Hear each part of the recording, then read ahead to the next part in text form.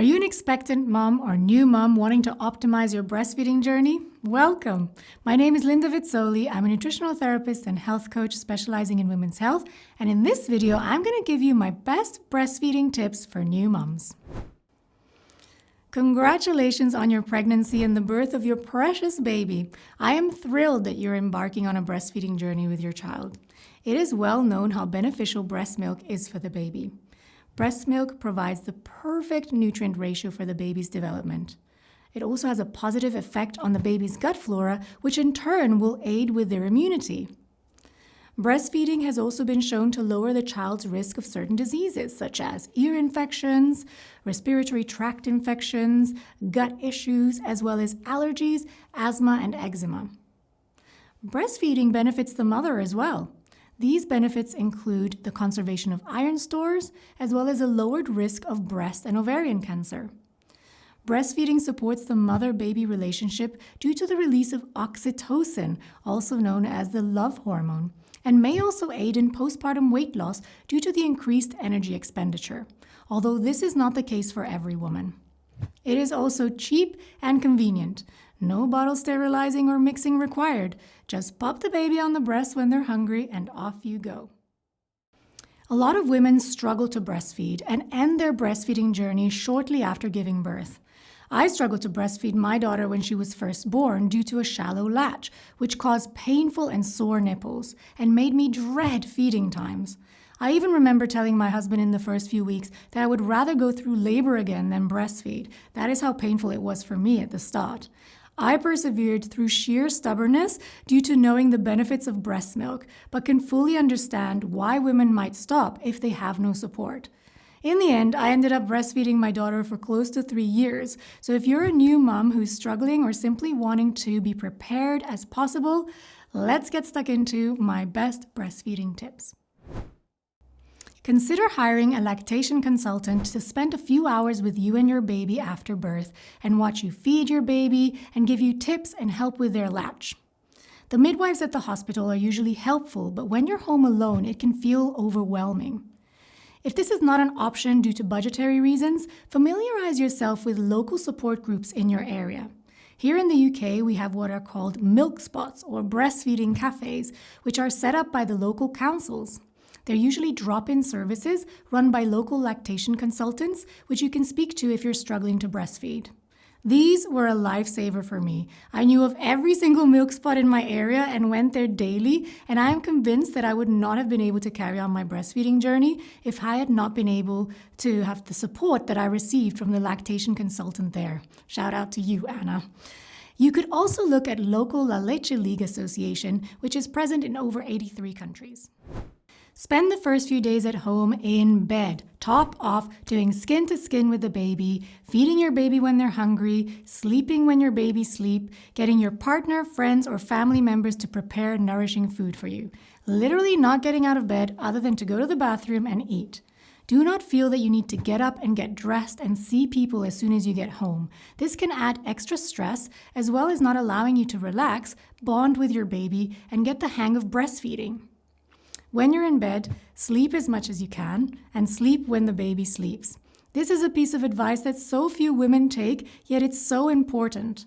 Lack of sleep is a stressor, and stress can lower milk output. So focus on sleeping as much as your baby allows. Feed on demand. Your baby will tell you when they're hungry, so don't try to stick to a rigid feeding schedule and follow your baby's lead. Spray some breast milk on your nipples after each feed and allow them to air dry. This can prevent or help cracked nipples. Breastfeeding is a supply and demand process. The more your baby feeds, the more milk you produce. This is especially true at nighttime when your lactation hormone prolactin levels are at their highest. So feeding your baby at night will help boost your milk supply even more. If you're struggling with low milk supply, feed your baby as often as possible and consider pumping in between feeds.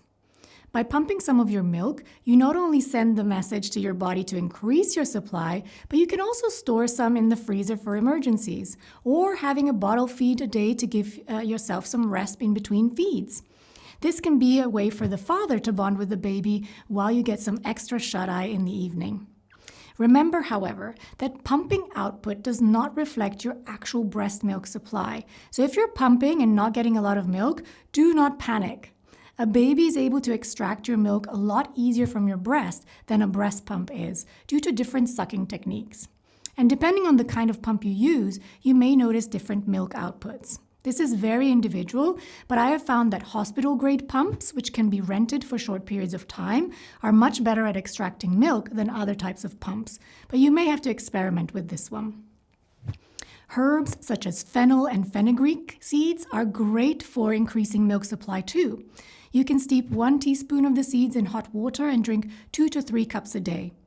Oats are also a great food for breast milk production. The best way to produce enough milk is to ensure you're eating enough food. Eat well and enough. Breastfeeding poses extra energy requirements on the body, even more than during pregnancy. So this is not the time to go on a weight loss diet, ladies. Ensure you're eating regular meals throughout the day and not skipping meals, especially breakfast. Skipping meals can trigger the body's stress response, which can have a negative impact on the body's milk output.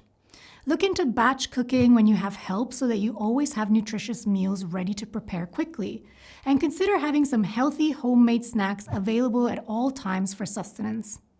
Focus on whole foods rather than reaching for packaged foods and quick energy boosts such as caffeine and sweets, as these can have a negative impact on your blood sugar and hormones, as well as caffeine passing through the breast milk and affecting your baby's sleep, something that we definitely do not want. Well-cooked foods are easier to digest and absorb, especially in the postpartum period. Please see our other video on postpartum support for the best foods to include in your postpartum period. We'll link it down below. Ensure you stay hydrated, but do not overhydrate, as this can also lead to altered milk supplies. In essence, drink to thirst and eat to satisfaction. As you will likely be spending a lot of time breastfeeding in the first few months, I recommend having a little breastfeeding station nearby, which has plenty of fluids. Things like warm fluids such as teas, bone broths, and room temperature water are better than cold fluids, especially if you're prone to mastitis. Some healthy snacks if hunger strikes and you're stuck under a feeding baby, and anything else that you may need at hand during this time. So there you have it, my top tips for breastfeeding mothers. I hope these will set you up for a healthy and long breastfeeding journey with your precious baby. Let us know if you have a question or feedback in the comments below. If you found this video helpful, be sure to click that like button and subscribe to our channel to stay up to date with our future episodes. Until next time.